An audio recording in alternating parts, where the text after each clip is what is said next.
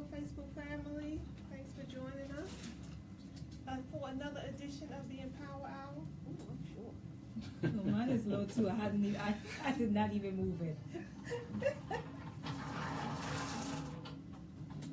Ooh, okay. Share, please share the information with your Facebook family out there and Instagram. In for a treat today. We ready? Okay, this is the main screen, right? Main shot. Okay.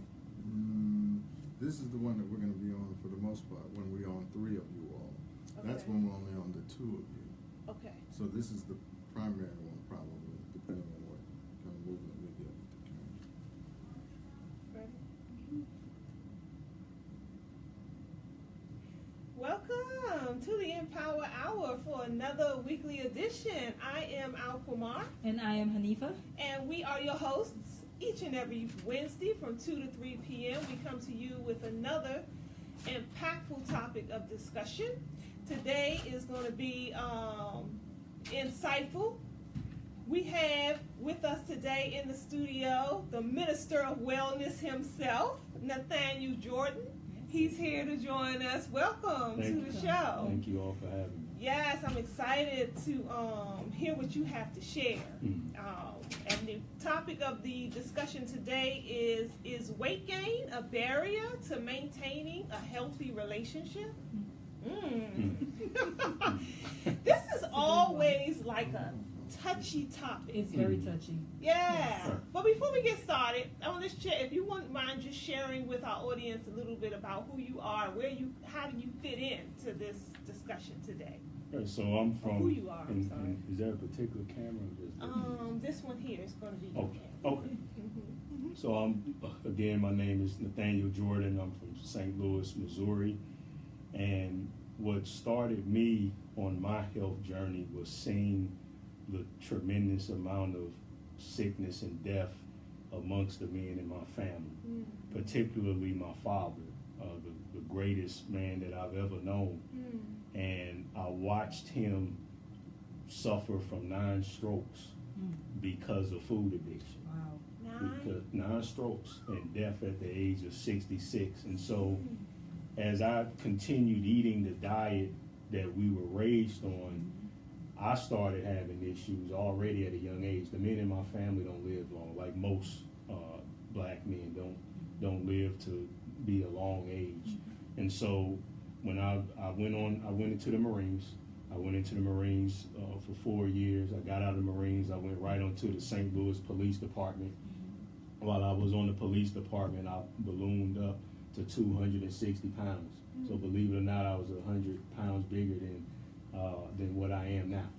And when those health problems started to come, combined with seeing what was the decline in my father, I went on a search for the truth about where all these diseases coming from, and is there anything that we can do to stop it, or is it just the inevitable consequence of aging? So I found the truth. I learned about the truth. I came across a book called Eat to Live by Dr. Joel Furman, and I ended up losing 100 pounds. I reversed cardiovascular disease in a relatively short period of time.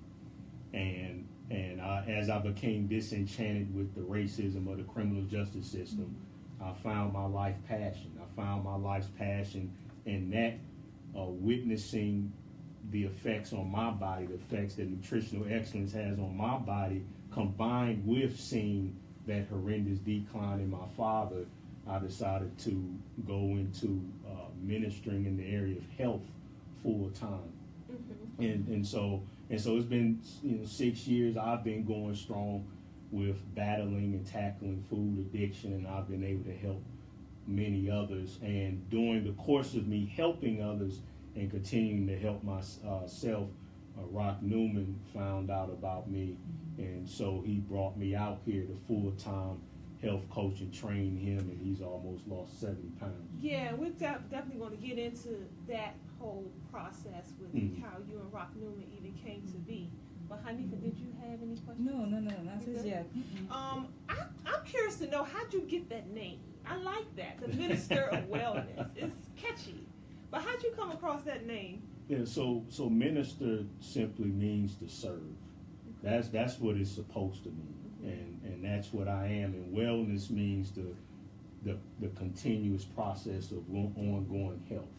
And so I am a servant to people in the area of getting them well and staying well for the rest of their lives. Right. And so hence the term the Minister of Wellness. Okay, so you gave yourself that name. Yes, ma'am. Okay, yeah, that was a good name. It's catchy.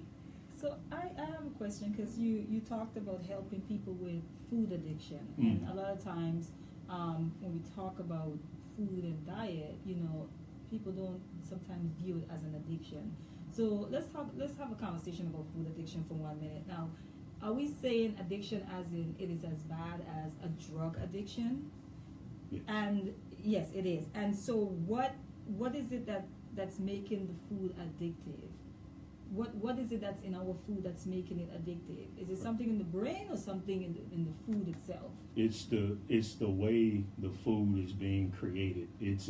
I've identified it in my 6 years of battling food addiction, and the reason why I say battle is because I grew up on these foods just like anybody else, and they're not really food; they're really junk foods and dope foods. Right.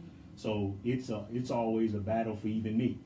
So, and in that battle and in overcoming it, there's actually 12 components that keeps people sucked into eating the foods causing the epidemic of obesity and mental illness in our communities. Now, when you take a whole natural plant food and you strip it of all of its nutrients, it turns it into a drug. All illegal or legal drugs come from whole plants. Right. And so when you take a wheat plant, when you take any plant and you strip it of its essentials, it turns it into a drug. So the white flour and the processed white sugar, these things, they're pretty much drugs. And they send an unnatural amount of dopamine to the brain and hooks the brain to where the brain gets used to receiving a high from the food that it eats. Now, that's the first component. Okay. That right there is a monster in and of itself. Right. Yeah. That food can become so addicting that it pleasures you. Right. It makes you happy. It helps you navigate through life where other things should navigate, but people turn to high sugary foods and high fat foods to and fried foods to help them heal the pain of life. All right, but then there's 11 more components that help to make sure that you stay on that path. One of the big ones is that the foods get rushed into the body as sugar, and so the pancreas will excrete a hormone called insulin to help bring that sugar out of the bloodstream. Now, there's a serious problem with excess insulin. Excess insulin turns off leptin, which is a hormone that tells you to stop eating. Yes. So when leptin is turned off, you can be 400 pounds and still be hungry. What they say in the commercial: once you pop, the fun don't stop. And it can't. You can eat you're not gonna eat just one Pringle. Believe me, I know, because that was one of my favorite junk foods. Right.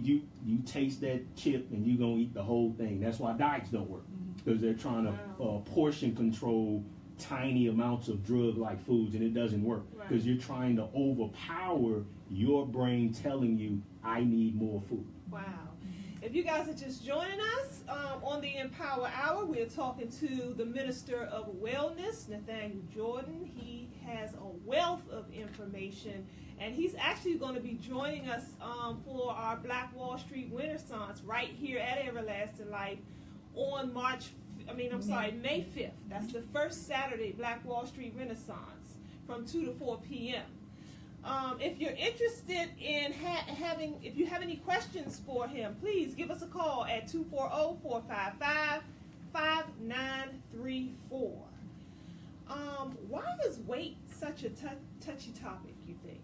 Why is it that we get so emotional if somebody even mentions the topic of something that is an epidemic right now in our community? Well, it's It's because no one wants to be overweight.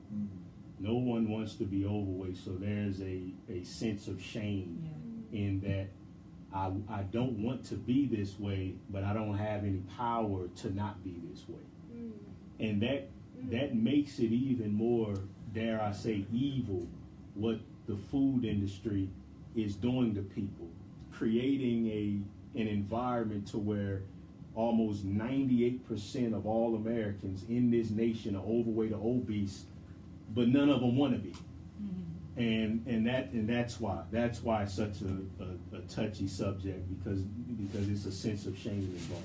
Well, there seems to be a movement to where we should celebrate this.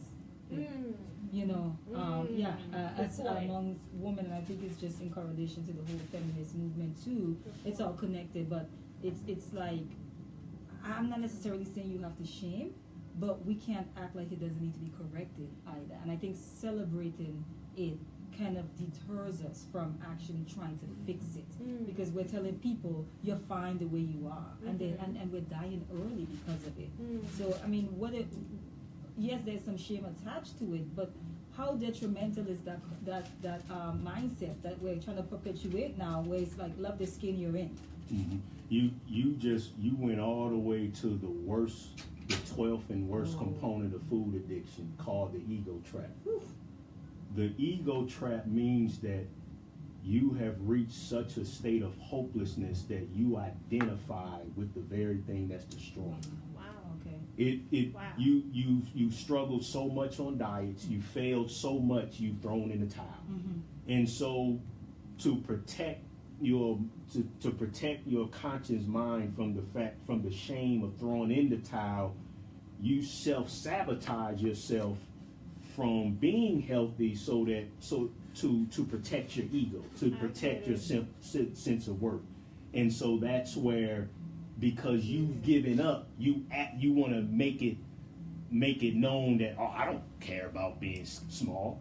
No, I love being big, and making fun of women who are small. So it's a facade to protect the ego. So that's a form of coping. Exactly. Okay. And that's called that's what I'm right. hearing. And that's called in the ego trap. It's bad enough when it does that to yourself, where you don't believe you can be small, so you just blame genetics. You just blame being big bone.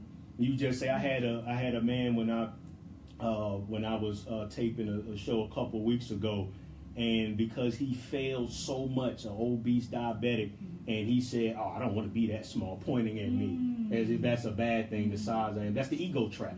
That was his ego. His ego really is, man, I would love to be his size, but I've tried. I can't do it. Ain't nothing wrong with me. I'm okay. Right. It's you who have the problem, because you're too small. And the worst part of the ego trap is that the ego trap, not only will you do that to yourself internally, but then you want to keep other people away from doing what you can't do. So that's where the food bullying comes in. That's when the whole social environment of people will get mad at you when you're eating healthy. They'll persecute you when you're eating healthily. You start losing too much weight, the ego comes in. What you doing? You gonna blow away with the wind. You too small. You skinny. You this, you that.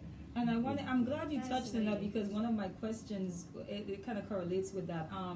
Because I was going to ask, how important is a support system, or the environment in which you find yourself in daily?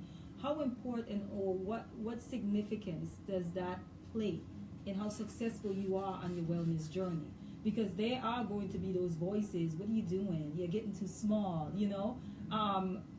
And it's usually because most of us come from families that it's the norm. We've normalized it. This is, our family's big bone. That's what we said. Right. Yeah, that's right. Our family's big bone. So how important is the environment that you find yourself in? How important is that to your success, your wellness success? It's very important. That's one of the components of food addiction, is social normalcy. Everyone is on the death train. The death train is this: you get fat and sick from the Franken foods, and then, despite your education, despite your intelligence, you slowly decline towards those dangerous prescription drugs. And once you get into the hands of the medical industry, it's almost, it can be a lost cause in many cases. That's the death train that most Americans are riding on, and everyone's doing it. No one cares if somebody has a heart attack. I care more. People, when they hear me speak, they're so amazed by the amount of passion that I have. It, like you all can probably feel the passion I have. Well, and nobody cares. A lot of times as a health coach, I care more about somebody's health than their own parents. Yeah. And so it's normal. Oh, his heart just stopped working. Oh, that cancer just came. No one's relating that to diet because we don't want to, because of cognitive dissonance. Yeah. We want to believe anything else is giving us cancer except for what we eat, our favorite foods. Right. Can you speak to the idea that we have specifically in the Black community as far as genetics, where we'll say things like, well, diabetes run in our family or high blood pressure run in our family, and what you realize is oftentimes it's not the illness or the disease that runs in the family, but the diet. You know, so can you speak to that and how we can go about breaking those cycles? I know it starts mentally, of course, but can you speak to that? Well, what people need to understand is that food can change your genetics. That's called epigenetics. Yeah. This has been known by racists for hundreds of years. We are what we eat. When I say that, I don't think people really understand that. I literally mean that every function of our body is based off of what we're consuming. So what I'm saying is that there's a neurotransmitter in the brain called GABA. If what you're eating pulls that nutrient out of your brain, it can turn you into a extremely fearful person. You will suffer from anxiety attacks. There's a nutrient called taurine that controls violent behavior and mood swings. That's going to be my question. So we're a computer, and our computer, the operation of our computer is food. So your genetics can change. That's what people need to understand. Yeah, diabetes runs in your family because the diet you're eating has changed your genetics to where grandma, it took her to be 60 years old to become overweight diabetic. Her daughter only made it to about 40, 45. Now look at our kids. Yes. Right. Yes. Because this is, I read a study recently that said that this current generation is the on path to live shorter lives than their parents, and this is the first time this has ever happened. And do you think that has a correlation to how we're eating these days, or how this next generation that's coming behind us is eating? Well, the diet they're eating, it's a form of, and I understand that people aren't doing this on purpose, but it's diet-induced child abuse. We're not giving our children the building blocks their cells need to develop. Most children are low in iron. If you're low in iron, you're going to be disruptive in class. You can't pay attention. You're not going to be able to learn like you're supposed to learn. You're going to blow off the handle with temper tantrums and cussing the teacher out. The diet, we're destroying the brains of our children, and their brains aren't able to develop properly. And if you don't have a healthy brain, then everything else is going to fall down like a toppling building of Legos. So absolutely, what we're eating, we're consuming too much animal protein, and whenever we consume too much of something, the nature will adapt by making it to where we don't live as long because we're over consuming the species of our planet. So nature kicks in to halt that by shortening lifespan. But doesn't this go as far back as the womb? Like, can't we, as far as what you're consuming, doesn't it affect the fetus? I mean, we're talking about kids where they're born and what we're feeding them, we're sending them to school, the breakfast in the morning, what the schools are feeding them. But can't we go as far back as what we consume while we're carrying that child? We can go back before then. Before that, okay. And Dr. Laela Africa, he's been talking about this for 40, 50 years. What the mother eats when she's a child affects her baby because the eggs don't change. Whew. From the time that female is birthed, Right. her eggs are there. Exactly. It's a tad different with the male because the sperm replicates over and over, so there is some chance to regenerate the cells in the sperm. Okay. But the men still are playing a part. But Yes. especially the mothers, those eggs stay the same. So you can grow up, be 30 years old, and your unborn child is already 85 years old, stricken with cancer. You get pregnant, it comes out with leukemia. Wow. And people have no idea why that happened. Why don't we know these things? How is it that you have this information stored in your brain, but the vast majority of us have no clue? Right. What's that about? Why don't we know? Because our society is controlled. Our economy is built off of people being fat and Yes, sick. absolutely. The end result of all of this that I'm talking about, it leads you to one thing: the death train. The death train. The destination is the drugs. Yes. That's the destination. Pharmaceutical. Right, Right, exactly. Mhm. Get you on those drugs that do nothing to alleviate any of the. It doesn't attack the root cause. It's not meant to. Right. It's meant to manage, Right. so you can stay a consumer. Right. It's a powerful industry. I don't Right. think people recognize the a third of the GDP, gross domestic product in America, what makes the spokes run for this whole economy. A third of it is healthcare, Right. not cure. The care it takes when you get sick, when you go to the hospital, the prescription drugs, the wheelchairs, etc. You name it. A third of the whole economy is ran off of us being sick. So when you understand that, if too many of us are healthy and have this information, the economy will suffer. Yes. So I don't think the vast majority of us really understand it in that way, to where it's like it is a push to keep you sick because it helps the economy go. Right, and then there's one of the components of food addiction is pain avoidance, where we Yes. become so addicted to the food that if they can make us, we're insane. We're insane to where a lot of people don't want to hear the truth. Yeah. They don't want to hear it because if you hear the truth that processed meats causes cancer more than smoking cigarettes. I mean, my goodness, that done came out 10 years ago. Well, why is it that when I speak at cancer support groups, they serving ham and bacon and they're serving foods that they've already said cause cancer, Right. that they don't want to believe it. Right. So they create the destination to the death train, but then the ride leading there, they make it to where most people they know, no matter how much the minister of wellness is screaming and yelling, most people, we got them hooked. These foods and all of the forces you have to fight. If you love healthy, you're called a nut, Yeah.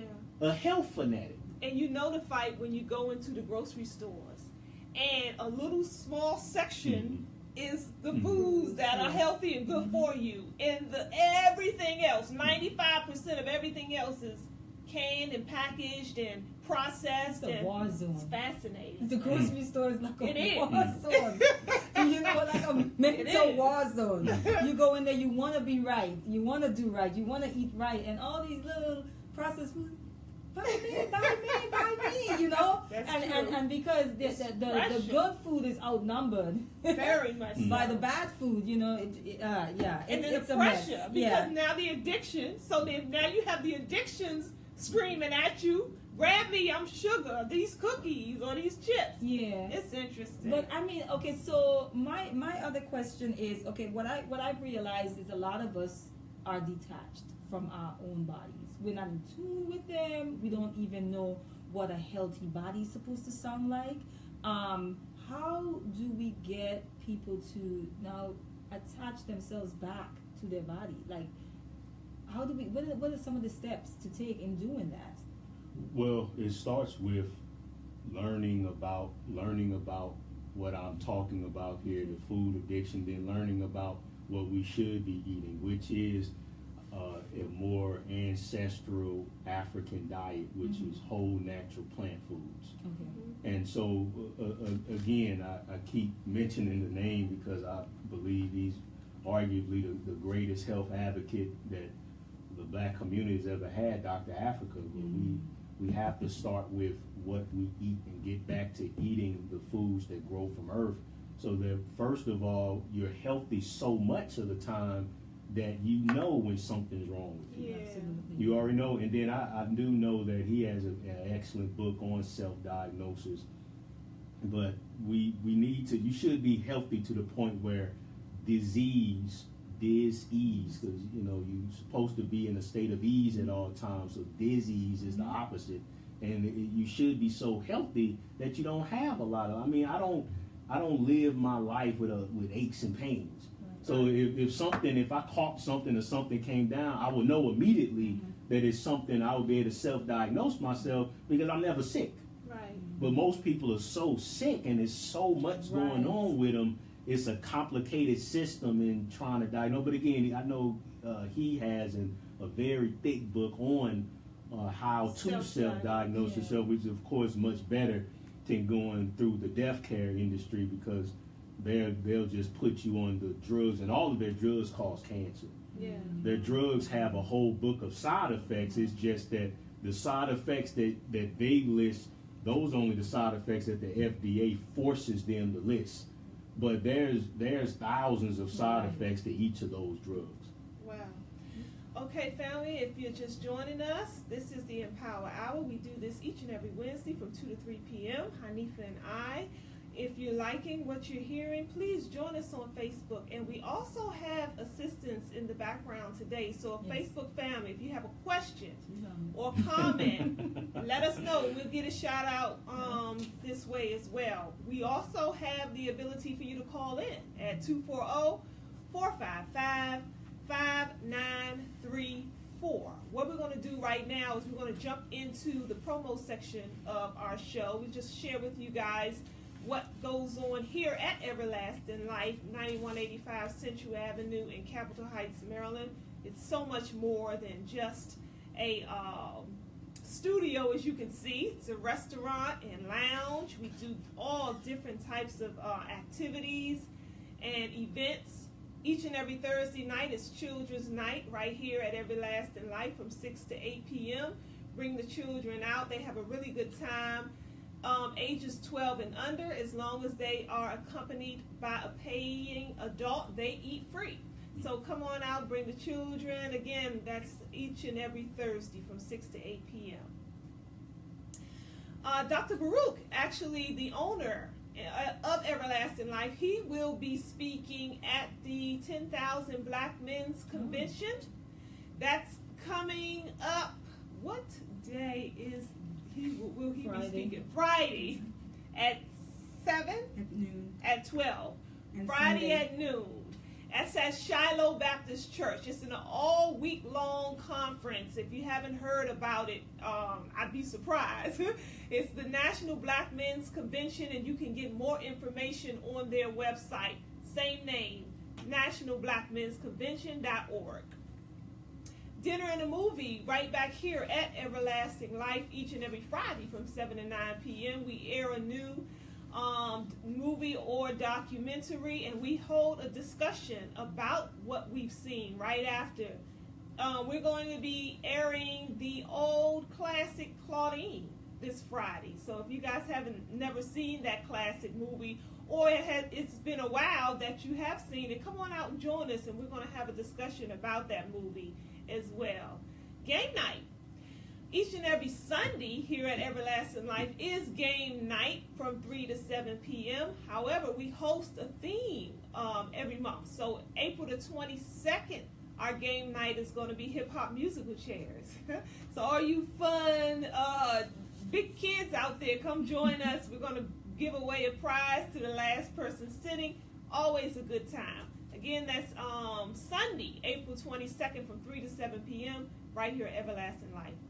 Marketplace, if you're in the market for fresh produce or natural supplements organic herbs and spices, vegan groceries.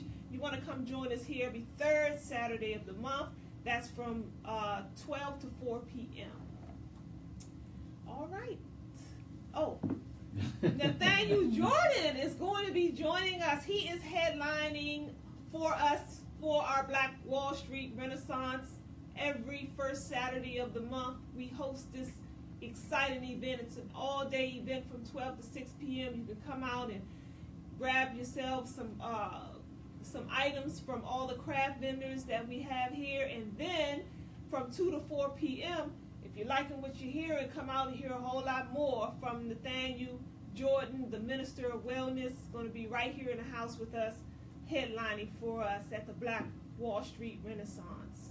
We're looking for assistance here at eLife Studios, in front of and behind the camera. So if you're wanting to host your own show, or you have you're interested in being one of our broadcast engineers, give us a call here at Everlasting Life, or find us on the web, eLife Studios. All right, we're going to hop right back into our discussion. Did the family, Facebook family, have any questions? Okay. Yes. Go ahead. Oh, okay.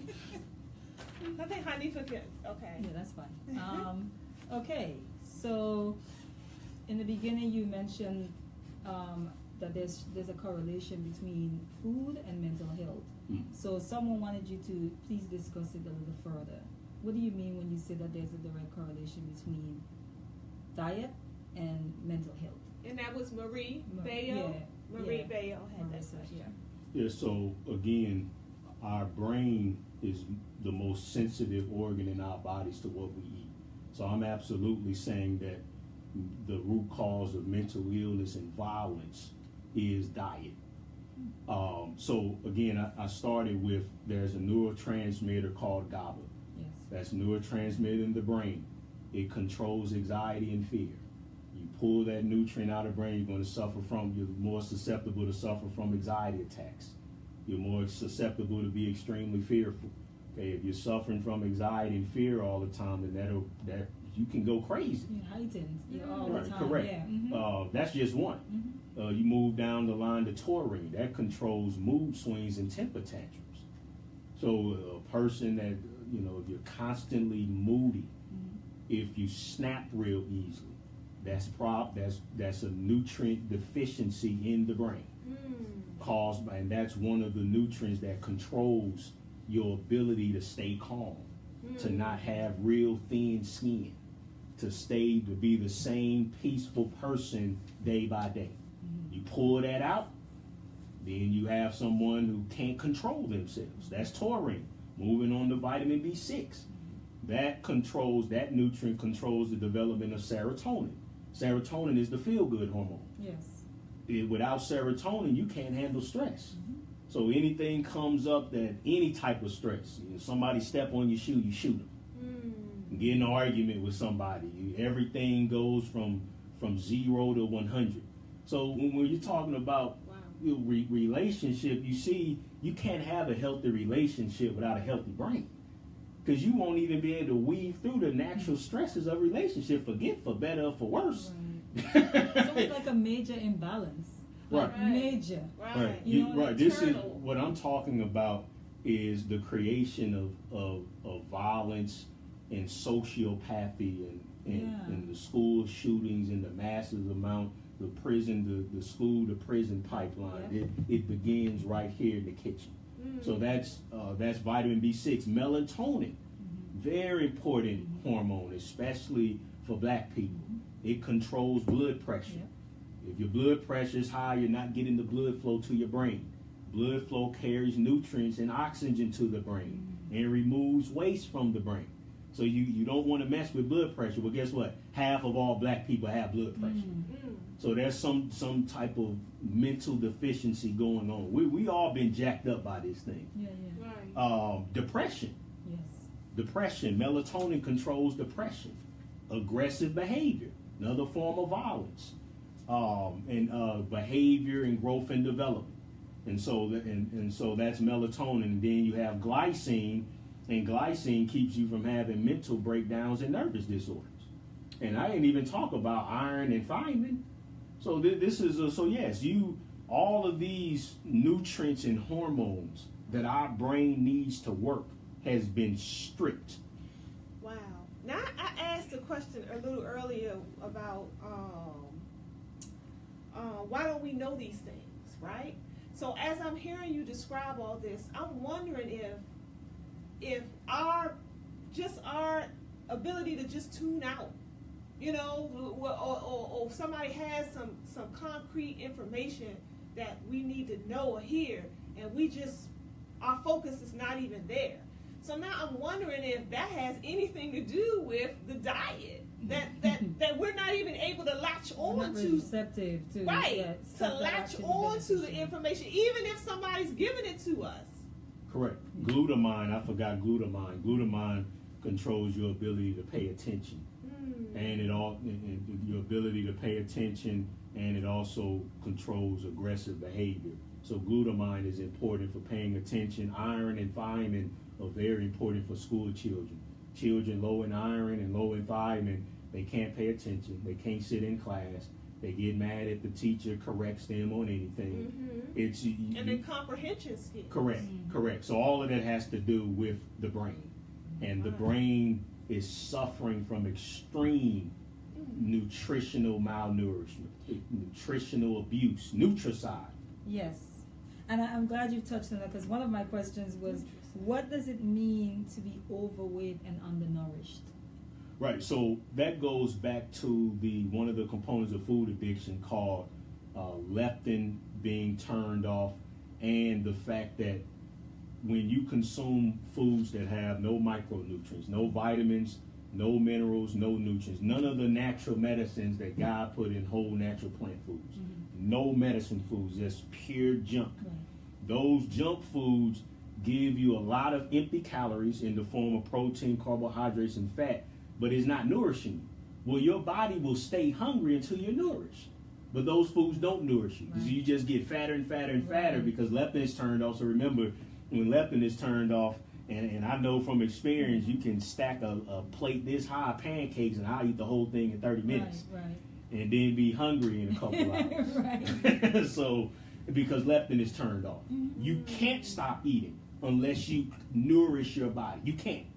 And then you can go on a diet all you want. That's another $60 billion industry. And heck with Minister Wells, I'm gonna eat a tiny piece of pancake, and then in 3 hours, a half a Snicker. Right.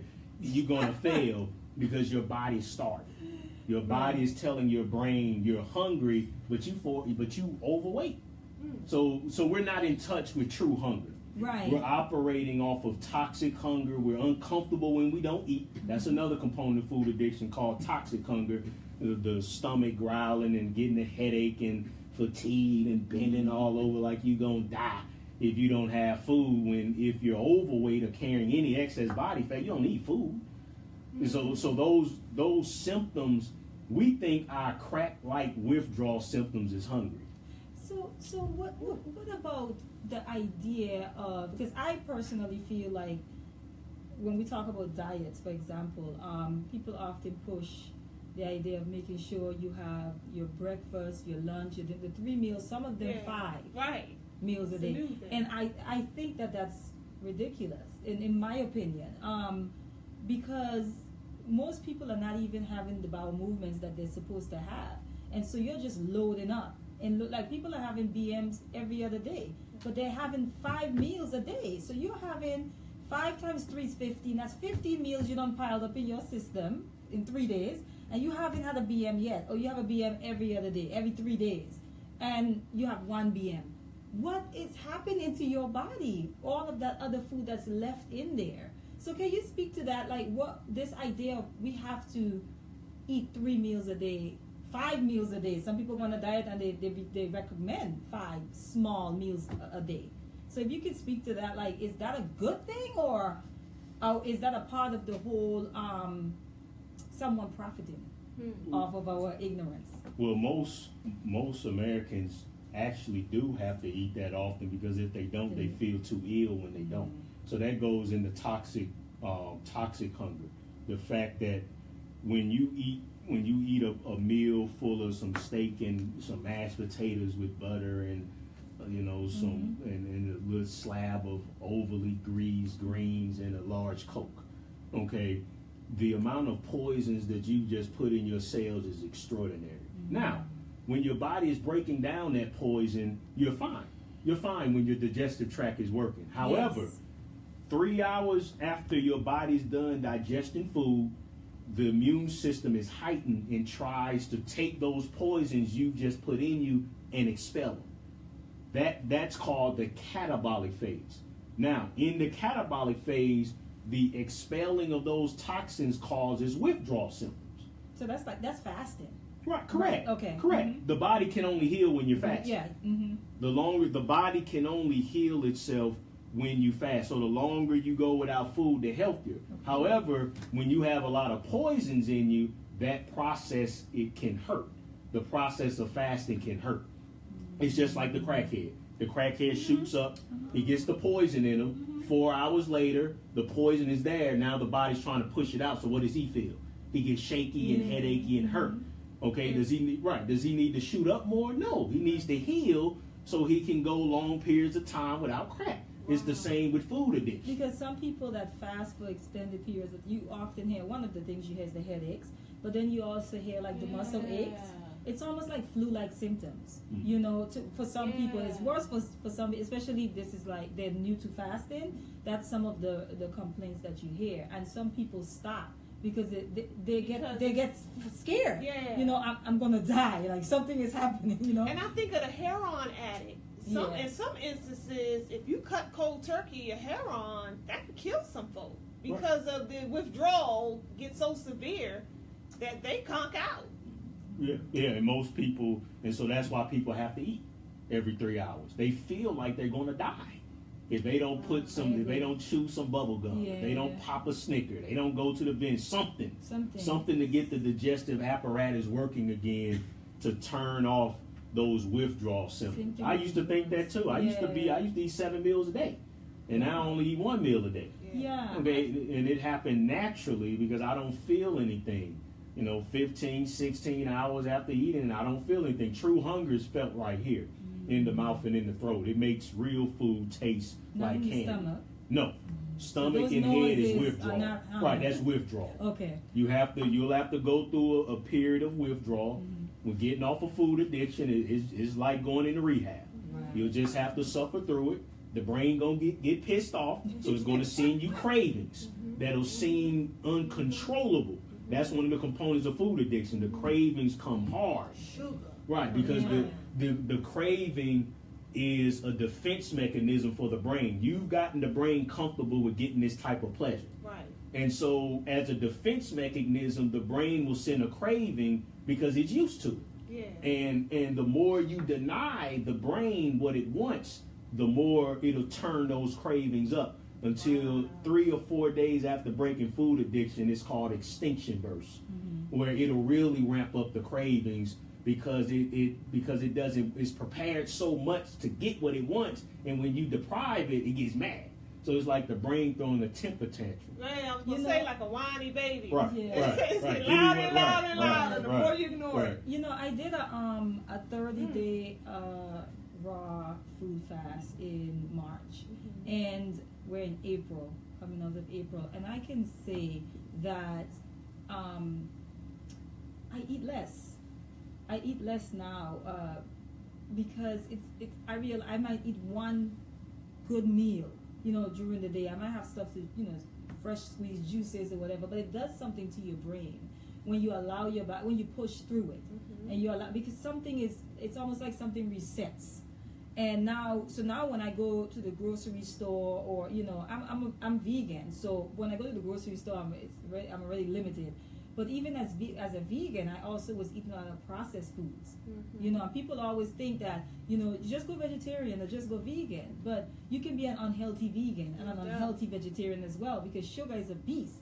And so what I realized is once I did that, and my body, and I still have like a long way to go as far as reconnecting, with my body health-wise. But I do realize the difference in how much I want to eat. And I realized that most of what I was eating was empty calories. It wasn't even like real nutrients. So now when I do eat, I look for my brain told me the other day, this is warfare. I always say this. I was sitting and I'm just like, okay, I need to eat more. I actually got nervous when I came off of the raw food because I wasn't eating as much. And really what it was is I wasn't snacking. So I got a little scared and had to call someone and say, I feel fine, but I don't think I'm eating enough, and the person was like, listen to your body, if you probably don't need any more food. It's just in your mind. You think you need more. And so I'm now, and now I'm getting used to that. Now I make sure I get as much nutrients as possible, but I can attest to the fact that when you begin to really be serious about your health and about what you're consuming, it does change your thinking. It does something to your brain as well. I just wanted to say that I can attest to that, But it takes you detoxing, and some people never even make it through that. Yeah, the withdrawal kicks they behind. Yes. Pain, another component of pain avoidance. It gets too hard. And I know people where it's too much. They cannot bring themselves. And unfortunately, now I believe I've heard the great Dr. Africa state that he has some supplements that can help. But overall, from my experience, that's something you just gonna have to suffer out. It ain't no herb or pill that's gonna take away. We can't get what we want and not expect to suffer the consequences, which is another part of food addiction: energy conservation. Okay, we wanna get what we want, and with as little effort as possible. Right. But then the flip side is that we don't want to pay the consequences. Yeah. So we want to torture ourselves for 40 years until we get breast or prostate cancer, but then we want to act like we can. Then they want to text me and ask me for a herb to take it away. Yeah. And I have seen that. That was one of my frustrations because I came from a Rasta background before I went into Christianity, and so in Rastafarianism, part of your lifestyle is you eating healthy, eating from the earth. So I came from that, and then I went into Christianity, and I started to eat meat. And one of the things, even though I wasn't overweight, one of the things that frustrated me was people asking for God to heal them, but they were killing themselves. It was like times right in the church. Yeah, go downstairs and eat the meals in the church, sir. I would think to myself, if I was God, I'd be like, no. Get yourself together. No, I'm so serious. No, that's so unfair. I remember, because I was new to Christianity, but I remember thinking that is, how unfair is that you're almost committing suicide, and you're saying, God, help me from killing myself. But you have the knife to your throat. I always felt like that was so unfair, because a lot of what we're praying about, and a lot of what we have the capacity to fix ourselves. Yeah, and that's why we don't get the help that we look for when we pray, because we have it. We already have it before we even bow down and ask. That's interesting dynamics. Meat. What are there any benefits to eating meat?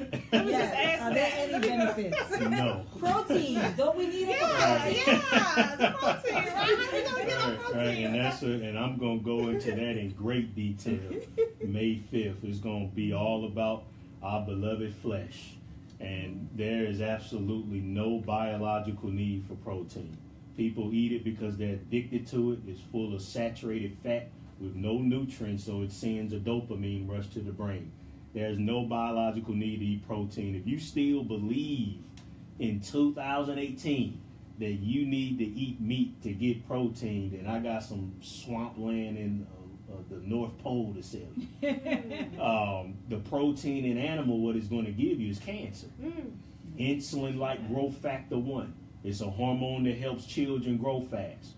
Too much of that hormone is why 6-year-old girls are walking around with full-blown breasts, and why we got 10-year-old boys that look like me because of too much insulin-like growth factor 1. It keeps staying high, you're going to get breast and prostate cancer. Right. They've already done the and then of course the source of the meat, the animals. I mean, the chickens are as big as this room now because of what they're feeding them. the cows, they torture them to death. They stick them with hormones that make them produce so much milk beyond their natural means. Most of the milk is pus filled. The cows are eating rotten candy, grinded up body parts of a dead pig. So you're going to eat a cow, the flesh from a cow whose diet was rotten Snickers and grinded up dead body parts of other animals, and they put a bunch of chemicals on it, make it look pink, and you're going to take that. And it died of cancer too, and you're going to put that type of tortured monstrosity on a barbecue grill, which further causes cancer. And then A, you think you need to do that for protein, and then 2, when you get cancer, you just think that it fell out of the sky. So my question is, don't animals need protein too? And if they do, aren't they getting theirs from plants? Exactly. The original source of protein is plants. The only reason why you used to be able to eat a chicken and get protein was because the chicken ran around and ate the grass and the worms and the dirt, because protein is developed by nitrogen that comes from the sun. The original purest form of protein are green vegetables and other plants. That's why pound calorie per calorie, green vegetables give you way more protein than the animal flesh. And besides, most people not even working out that much. So it always amazes me when I speak in, especially senior homes, and I'll tease them. I'll say, brother, sister, now here I am, and I'm less than half your age, and I work out like a monster in the gym day in and day out, and I compete as a power lifter, and I don't worry about protein. I worry about, when I eat, what I care about is this food going to help me not be a part of that 50% statistic of getting cancer. That's what I care about. Or getting high. Which is growing too. Exactly. The statistic is getting higher every year. Right. So that's what I'm concerned about. Why are you concerned about protein? You don't even work out. Because they bought into a lie. They bought into a lie, and someone is profiting off of that. The idea that this is what you need. Because I thought about, I had a question once. I asked someone once, if the animal is getting the protein from the plant, why not just go straight to the plants? Because I'm like, that's like to say, you're my sister and you getting I need protein. You're getting protein from the plant. I'm just gonna be cannibalistic and just eat you instead of going to the plant. It makes no sense when you really think about it. Sorry. Does the Facebook family have any questions or comments? No. Okay. Sugar. Go ahead. That is my addiction, and Most I people. fight it daily. I fight it daily.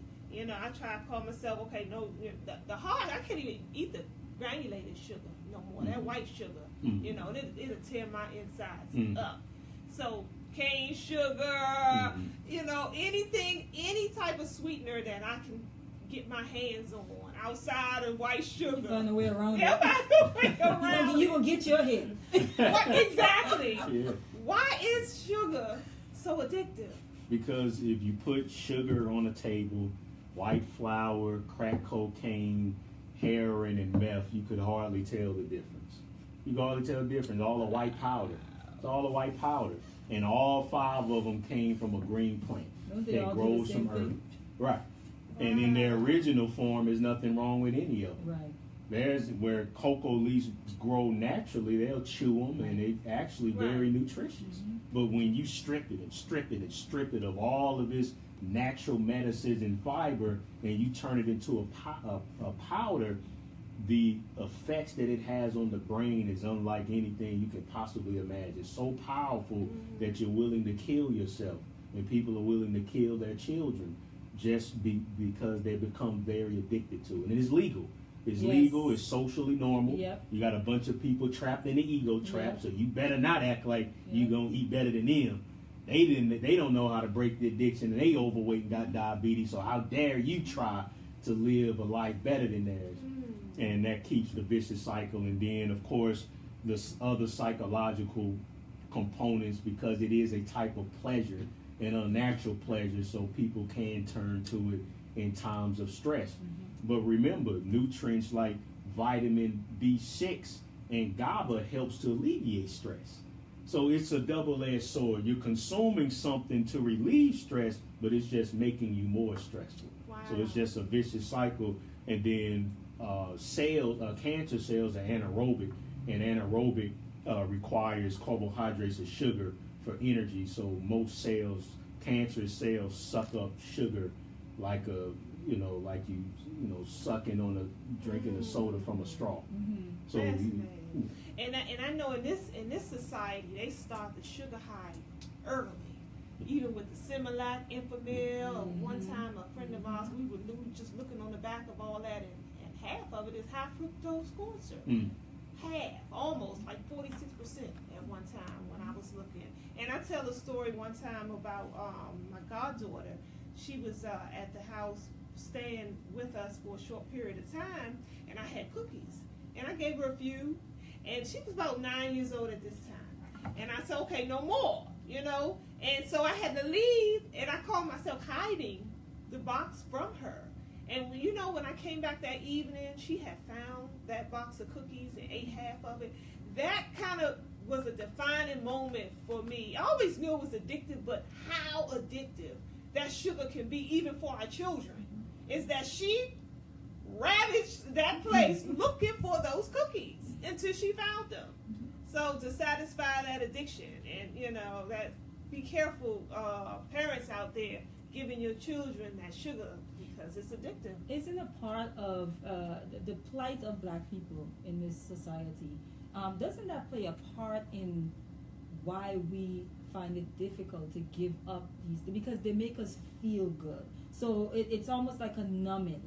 It's almost like a survival mechanism, to maintain your sanity. And so, no, you're not going to get me to give up my sugar, or because these things help me to have a sense of like normalcy or a sense of sanity in this, and that's why we talked about the withdrawal symptoms that happen when people feel like they're going crazy, just fasting, but how much does the plight of Black people in this society, even globally, but in this society in particular, how much does that play a part in us ridding ourselves or getting on a wellness path?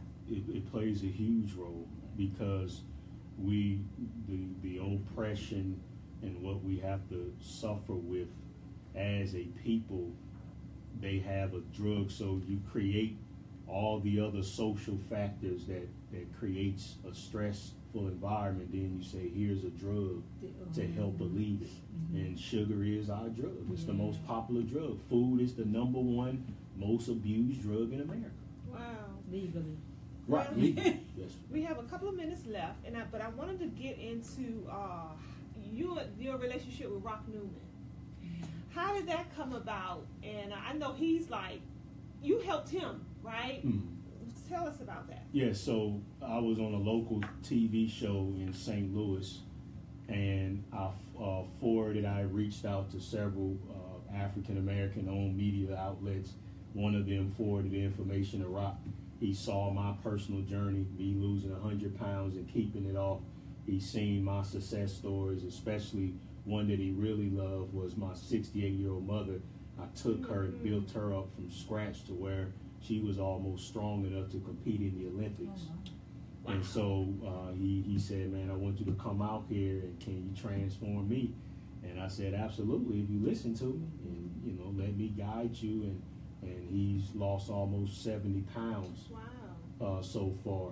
And I did want to mention to people, he's going to share a little bit more of his testimonial next Thursday on the April 26th at Thurgood Marshall Center. I'm doing a lecture. It'll be much different than May the 5th, so you want to come to both of them, because the May the 5th one, I'm going 100% in on meat. Hopefully I don't discourage people, but you're going to come learn about the flesh. But on April 26th, I'll be giving a basic overview on what is heart disease, how to reverse it, what is cancer, how to get rid of it. And he'll be there to share for 10, 15 minutes before I speak his personal journey. Because it hasn't been as easy as what he thought. He thought that when I came up here, the switch would turn on, and to be honest with you, we thought he'd be closing in on 100 plus pounds by now. But the 12 components of food addiction came into play, and but he's been empowered by that knowledge. Knowledge is so important, and knowledge has helped him identify. Okay, I'm not hungry. I'm feeling this. I know what it is now. I know what it is. And they already told me.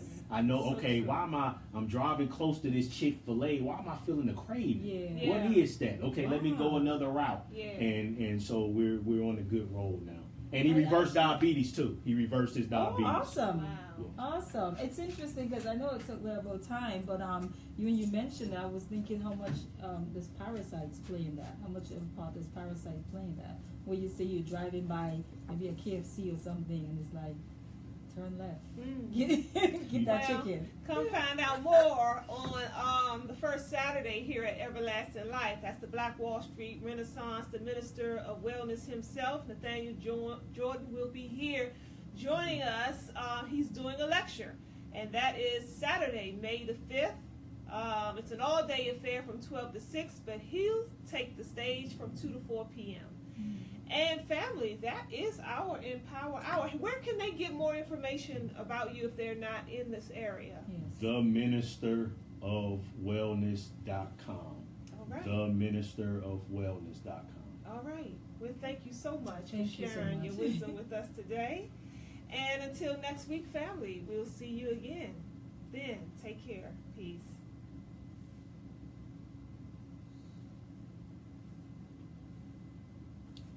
Okay, cool. All right. Good stuff. Good stuff. Woo-hoo. All right. Let me get this Facebook off.